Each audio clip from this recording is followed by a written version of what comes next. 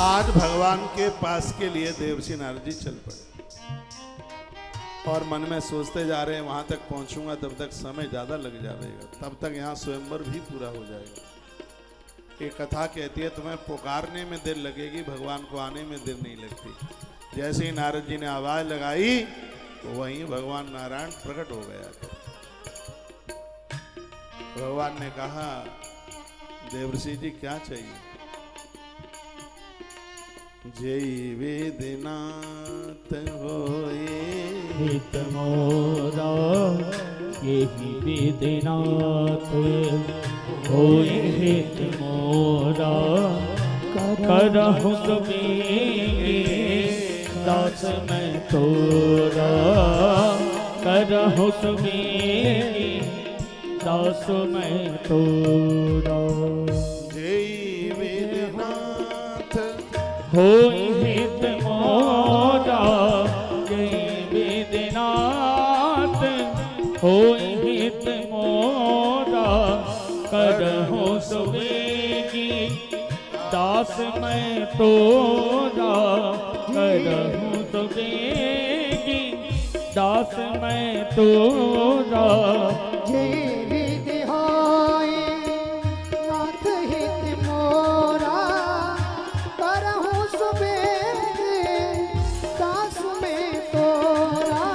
देवर्षि नारद कहने लगे भगवान जिसमें मेरा हित हो और आपको देने में बिल्कुल भी कोई कष्ट ना हो और वही मुझे दे दीजिए तो जय वेद होई है परम हित नारद सुनहु तुमार सोई हम करवन आन कछु वचन नम्रसा हमार।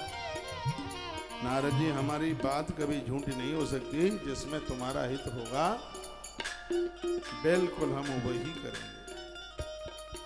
सो भगवान ने इनको बंदर का मुंह दे दिया। गणेश जी के वो शंकर जी के दो गण संग ही संग लग लिए। अब देखो लीला क्या होती है। राही तहां दुई रुद्र गण ते जाने सो गए। उन्होंने देख लिया कि नारद को बंदर का रूप मिल गया। नारद जी स्वयं में अपने आप को नारायण का रूप समझ रहे, दूसरों को वो बंदर के रूप में दिखाई दे रहे हैं। नारद जी सोच रहे हैं कि पता नहीं पहली वाली कुर्सी खाली मिलेगी कि नहीं। बहुत सुनने लायक था। प्रभु की ऐसी कोई लीला थी, एक एक आसन भरा हुआ था। जहां से विश्व मोहिनी राजकुमारी को निकल के आना था, फर्स्ट नंबर की कुर्सी थी, वो खाली हुई थी, खाली पड़ी। नारद जी देख करके प्रसन्न हो गए और जम करके उस सीट पर, उस गद्दी पर पहले स्थान पर बैठ गए। बताते हैं कि दूल्हा कुछ दिन के लिए बड़ा प्रसन्न होता है, किसी को समझता नहीं।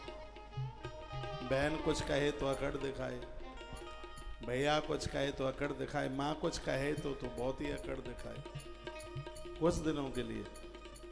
लेकिन कुछ महीनों के बाद तो ऐसे दबा रहता है जैसे लाठी के द्वारा काले सांप का मुंह दबोच दिया गया हो।